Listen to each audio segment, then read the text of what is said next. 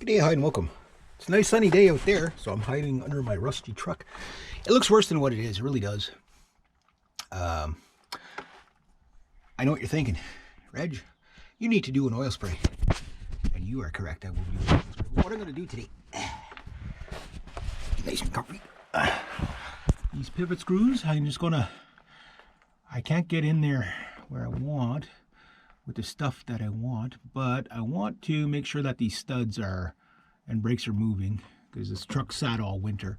What I'm going to do is I'm going to pull this back and just make sure that like the thing is sliding back and forth, because I'd like it to be at least a couple of months or more before I have to replace another brake or whatever.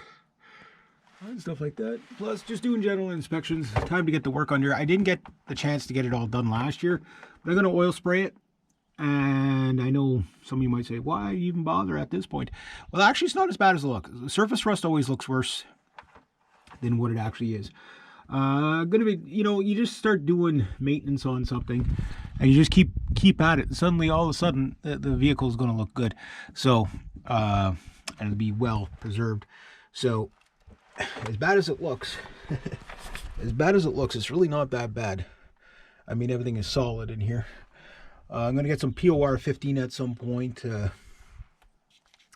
to get, maybe I better give that a shot of penetrating oil. Always want to, even though my spare tire's not under here. I'm one of those guys, if you got a truck, throw the spare tire right in the, right in the back. But it's probably good to have that thing functioning. So that's basically your spring that holds on your spare tire. So yeah, I got to figure out what I'm gonna do here. I'm gonna get that all oil sprayed. So if I can get another couple of years out of this truck, I'll be happy. But I'm gonna start with the brakes.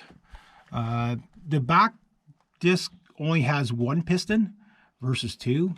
So the idea here is I'm just gonna give it a light smack, not enough to bust anything, but just to make sure that it moves a little bit. If it moves a little bit, it moves enough. To loosen up, and then I'm going to grease up, or I'll show you the stuff I'm using. Get out of here. Not meant to move that way. Okay, this stuff here, and I'm just going to apply it with a screwdriver. It's basically easy slide. You do that, and that makes life easier. But that's what gets your brake calipers and everything worn. Like all the rotors that need to be changed and stuff like that. I've only changed that one there, brake rotor and calipers. The other side, I just cleaned it up, got everything moving.